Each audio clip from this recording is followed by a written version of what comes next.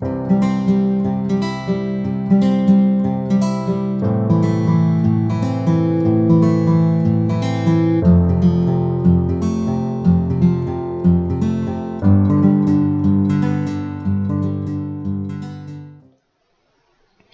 Morning students.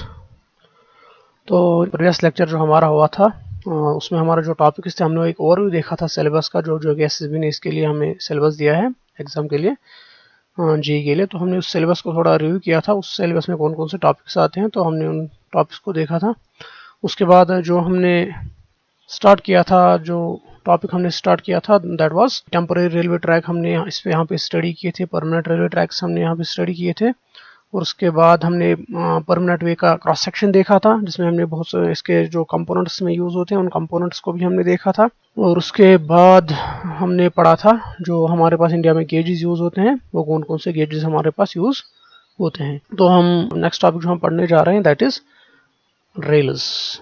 जो क्योंकि हमारा जो सेक्शन है इस रेलवे के लिए, तो सबसे पहले हमारे पास जब हम जो हमारा ऊपर पोर्शन है हमारा जिस पर ट्रेन चलती है, तो वो रेल्स होते हैं। तो इसलिए हम एक एक करके इन सारे कंपोनेंट्स को हम एक एक करके इनको डिस्कस कर देते हैं। तो जो हमारा पहला कंपोनेंट इसमें आ जाता है तो दैट इज रेल्स। ठीक है, तो will be starting with rails.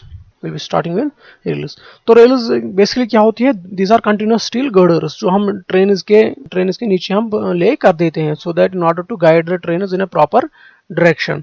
क्योंकि हमारे पास जो ट्रेन है उसके लिए हमें एक परमानेंट वे की ज़रूरत होती है। ट्रेन हम ऐसे नहीं रोड पे या किसी जगह चला सकते, उसके लिए हमें एक प्रॉपर गाइड्स की ज़रूरत होती है और एक सपोर्ट की ज़रूरत होती है। सपोर्ट सिस्टम तो प्रोवाइड हो जाता है इस बैलास्ट से, फॉर्मेशन से, और उसके बाद जब हम उसके ऊपर स्लीपर्स या रेल्स लगा देते हैं तो उस वजह से एक सपोर्ट सिस्टम भी इसमें प्रोवाइड होता है, और ये भी कि गाइड इन डायरेक्शन भी हमें इससे मिल जाती है। ठीक है, तो ये रेल्स जो होती हैं ये हमें हाई कार्बन स्टील के बने हुए होते हैं। तो हम इसमें लिख सकते हैं rail sections are continuous steel girders. और ये रेल सेक्शंस हमें कंपोजिशन क्या है रेल सेक्शंस का? Rail sections are made up of high carbon steel, और इसको हम कहते हैं कास्ट आयरन भी, कास्ट आयरन। तो हाई कार्बन स्टील के क्यों बने हुए होते हैं? बिकॉज अगर आपके पास थोड़ी सी मेटलर्जी की जानकारी होगी तो जितना हम कार्बन कंटेंट को इंक्रीज कर देते हैं तो उतनी एब्रेशन और एट्रिशन रेजिस्टेंस बढ़ जाती है।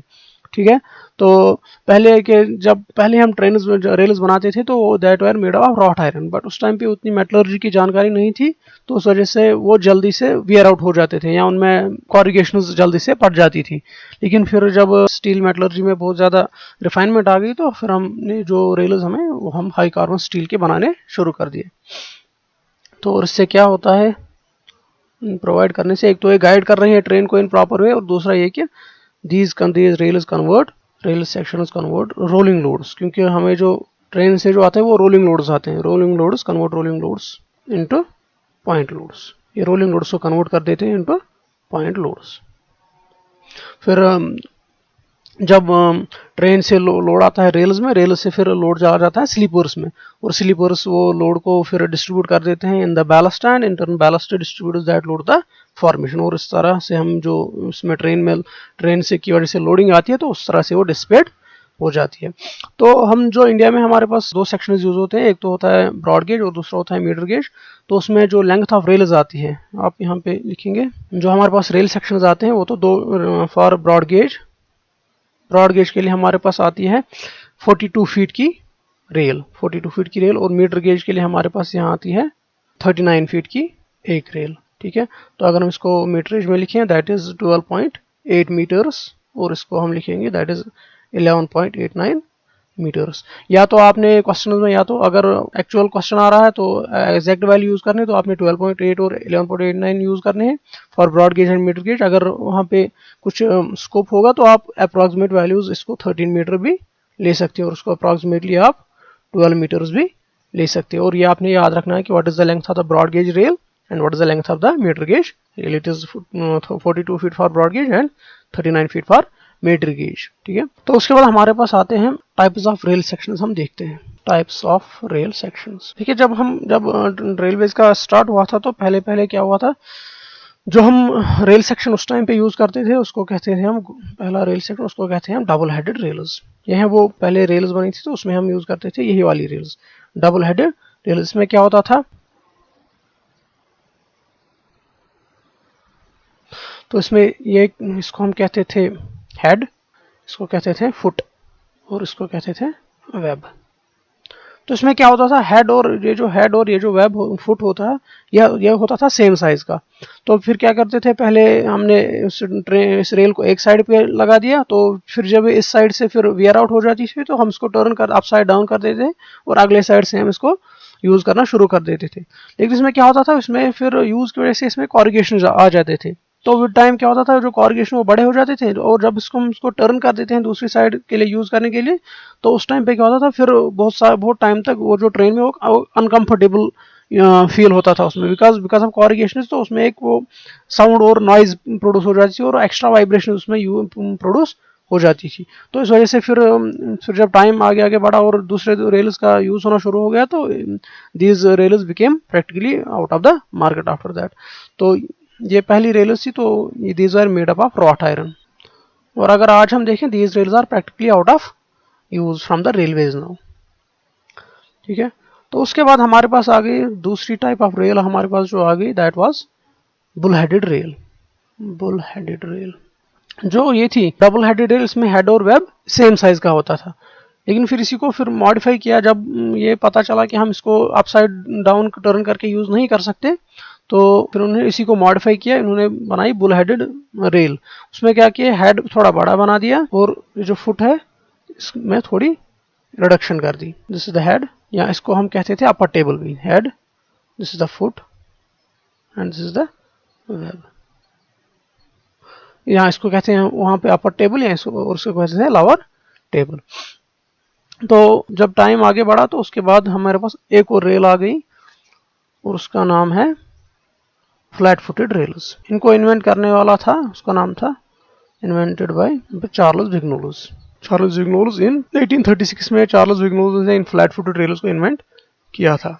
तो इसलिए they are also called as Vignoles rails, भी also called as Vignoles rails. तो इसमें क्या किया, उसमें उन्होंने हेड तो सेम ही रखा, लेकिन in order to provide extra lateral stability उन्होंने बेस को इसमें बड़ा कर दिया, बेस को बड़ा कर दिया, सो दैट इसकी स्टेबिलिटी को बढ़ाने के लिए। और ये हेड है, ये है foot, this is the web. तो कभी कभी क्या हो सकता है कि एग्जामिनर ये पूछ ले कि इसकी जो हेड टॉप विड्थ कितनी है, वो दैट इज 68.7 mm इसकी टॉप विड्थ है, और बॉटम विड्थ कितनी है इसकी 136.5 mm, और उसकी टोटल हाइट है इस रेल की 142.9 mm। 142.9 mm इसकी टोटल हाइट है इस रेल की। और इसकी वेब जो है, वेब की थिकनेस कितनी है, दैट इज 13.89 mm इसकी वेब थिकनेस है। ठीक है, तो प्रैक्टिकली जो आज है, आज टुडे अबाउट 90% जो रेल्स हैं हमारे पास, अबाउट 90% जो हमारे पास रेल्स है, 90% of rails are flat footed rails. 90% जो हमारे पास रेल्स आज यूज होती है, those are flat footed rails. इसके बहुत सारे एडवांटेजेस है। एक तो इसमें एक्स्ट्रा लेटरल स्टेबिलिटी है, ठीक है, एक्स्ट्रा लेटरल स्टेबिलिटी।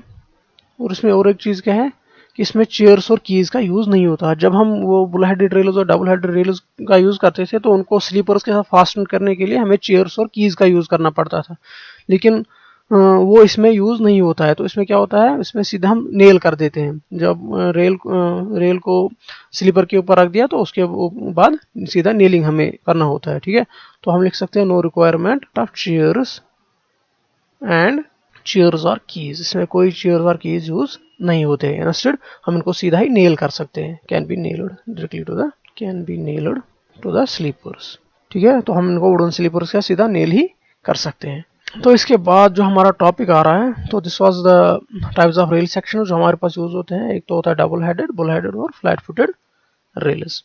इसके बाद हमारे पास और एक टॉपिक है, that is details of standard sections. हमें कौन कौन से सेक्शंस यूज होते हैं, डिटेल्स ऑफ स्टैंडर्ड सेक्शंस। हम रेल में कौन कौन से सेक्शंस यूज करते हैं। आप ये कह सकते हैं कि एक तरह से एक क्लासिफिकेशन ऑफ रेल सेक्शंस है। ठीक है, तो क्लासिफिकेशन ऑफ रेल सेक्शंस, और इसकी क्लासिफिकेशन की बेस क्या है, दैट इज वो रेल तो सारे, अब अगर हम फ्लैट फुट रेल से यूज करते हैं, तो वो तो सारे फ्लैट फुटेड ही रहेंगे। तो हमारे पास जो क्लासिफिकेशन की बेस होगी दैट इज वो हम लेते हैं weight per unit length. Weight per unit length, हमारा पर यूनिट लेंथ वेट कितना होगा रेल का, that becomes the basis for the classification. अब बहुत सारी कंट्रीज ने अपने अपने सेक्शंस बना दिए इसमें। फॉर एग्जाम्पल इंडिया में इंडियन रेलवेज ने एक सेक्शन बना लिया, इसी तरह इंटरनेशनल यूनियन ऑफ रेलवेज उन्होंने एक सेक्शन बना दिया। या तो यहाँ बिकॉज यहाँ पे जो हमने रेलवेज यहाँ पे ले की हुई थी वो ब्रिटिश राज में यहाँ पे जो रेलवे स्टार्ट हुआ तो ब्रिटिश रूल में हुआ था, तो उस वजह से यहाँ पे ब्रिटिश सेक्शन भी यूज किए जाते हैं। तो हम लिख सकते हैं types of sections in use. तो पहले तो हम देखेंगे ब्रिटिश रेलवेज का कौन कौन सा सेक्शन यूज होता है। ब्रिटिश रेलवेज, इसको हम डिनोट करते हैं RBS से, that means revised British standard specification है, रिवाइज्ड ब्रिटिश स्टैंडर्ड स्पेसिफिकेशन। तो इन्होंने ये 3 सेक्शन जनरली यूज करते हैं। First section is 75R, R denotes the RBS British railways, ठीक है। तो इसमें क्या होता है हमारे पास, इसका वेट जो है दैट इज 75 पाउंड्स पर यार्ड, ठीक है, ये आपने याद रखना है। इसके बाद जो ये दूसरा सेक्शन यूज करते हैं that is 90R, that means 90 pounds पर यार्ड। इसके बाद जो थर्ड सेक्शन यूज करते हैं that is for high speed railways 115। और जितना हमारा स्पीड बढ़ जाएगी, जितना हमारे पास लोड बढ़ जाएगा ट्रेन का, तो उतना ही हमें स्ट्रॉन्ग सेक्शन की जरूरत पड़ेगी, उतना ही हमें वो कह सकते हैं ना हायर वेट की जरूरत पड़ेगी। तो उसका वेट कितना होता है 115 पाउंड्स पर यार्ड, ठीक है। तो ये तो थे ब्रिटिश सेक्शंस। तो उसके बाद जो इंडियन रेलवेज की तरफ से हमारे पास सेक्शंस आ रहे हैं दैट इज उनको हम कहते हैं इंडियन रेलवेज। तो इंडियन रेलवेज ने भी 2 सेक्शंस डिवाइस की हैं, that is one is actually Indian railways ने डिवाइस नहीं की है, इंडियन रेलवेज अडॉप्ट करती है 60 kg पर मीटर का सेक्शन, और उसको दिया है UIC ने। UIC आपने याद रखना, UIC दैट मीन्स ये एक्चुअली फ्रेंच एक्रोनियम है, तो इसका जो पूरा नाम है, जब कन्वर्टेड नेम हम लिख सकते हैं इसको, वो international union of railways, international union of railways. और ये हम यहाँ यूज कहाँ पर क्या करते हैं, 60 kg पर मीटर का सेक्शन ये हम यूज करते हैं फॉर हाई स्पीड ट्रेन्स, ठीक है, for high speed trains up to 160 kmph, ठीक। इसके बाद जो इंडियन रेलवे दूसरा सेक्शन यूज करते हैं that is 52 kg per metre का सेक्शन, और बट इसको डिवाइस किया है IRS ने, IRS that means Indian railway standard ने, इंडियन रेलवे स्टैंडर्ड। और ये यूज कहाँ पर करते हैं हम, use for speed up to 130 kmph, this is for speed up to 130 kmph। अब इंडिया में हम कौन सा सेक्शन यूज करते हैं और कहाँ पे यूज करते हैं, तो हमने वो पढ़ना है। अब फॉर एग्जाम्पल ब्रॉड गेज पे हम कौन सा सेक्शन यूज करते हैं, मीटर गेज पे कौन सा सेक्शन यूज करते हैं, नैरो गेज, क्योंकि हम अब इंडियन रेलवे ने क्या किया, इनको स्टैंडर्डाइज किया है कि हमें ब्रॉड गेज पे कौन कौन सा सेक्शन हम यूज कर सकते हैं, इसी तरह हम मीटर गेज पे कौन सा सेक्शन यूज कर सकते हैं, इसी तरह हम अगर हमारे पास किसी जगह नैरो गेज ले किया हुआ है तो वहाँ पे कौन सा सेक्शन हम यूज किया, तो इसको इंडियन रेलवे ने पूरा स्टैंडर्डाइज किया है। तो हम ये देखेंगे अब कि types of section in use in India, types of sections in use in India, type of sections in use in India। India में हम कौन कौन से सेक्शंस यूज करते हैं, ठीक है। तो हम पहला जो है हम पहले देखेंगे ब्रॉड गेज पे हम कौन कौन से सेक्शन यूज करते हैं। Rail section in use on broad gauge पे कौन कौन से सेक्शन हम यूज करते हैं। तो पहला जो ब्रॉड गेज में हम यूज कर सकते हैं that is 60 kg per metre, और इसको दिया है, ये आपने याद रखना है UIC ने, क्योंकि इस पे ऑब्जेक्टिव बन सकता है कि फॉर एग्जाम्पल अगर हम 60 kg पर मीटर यूज करते हैं तो 60 kg पर मीटर हम कहाँ पे यूज कर सकते हैं, ब्रॉड गेज पे यूज कर सकते हैं, या whether it is from international union और इट इज फ्रॉम RBS और इट इज फ्रॉम IRS। तो आपने याद रखना है कि 60 kg पर मीटर जो है जो वो आता है हमारे पास UIC से। और उसके बाद जो दूसरा सेक्शन है 52 kg पर मीटर का, वो तो मैंने पहले ही आपको बताया, it comes from the IRS। इसको हमें स्टैंडर्डाइज करता है इंडियन रेलवेज, इसको हम इंडियन रेलवे सेक्शन कहते हैं। या हम और एक सेक्शन यूज करते हैं from British standard that is 90R, that mean 90 pounds पर यार्ड, और इसका अप्रॉक्सीमेट वेट आता है 45 kg का, 45 kg पर मीटर। अगर हम इसको kgs सिस्टम में कन्वर्ट कर दें तो that comes approximately 45 kg per metre, और ये है from it comes from RBS revised British standard. तो ये तो सी ब्रॉड गेज पे। अब हम दूसरा जो हम केस देखेंगे that is section is used on metre gauge. अगर हमारे पास किसी जगह मीटर गेज है तो वहाँ पे हम कौन कौन से सेक्शन यूज कर सकते हैं।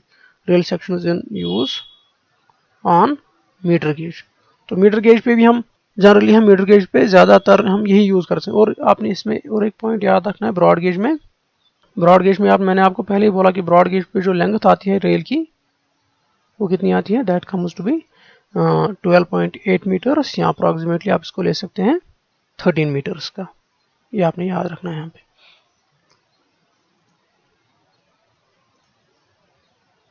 चलिए, उसके बाद जो हमारे पास रेलवे सेक्शन यूज होते हैं मीटर गेज पे वो आते हैं हमारे पास 3 टाइप्स ऑफ सेक्शंस हम यूज कर सकते हैं। One is 90R,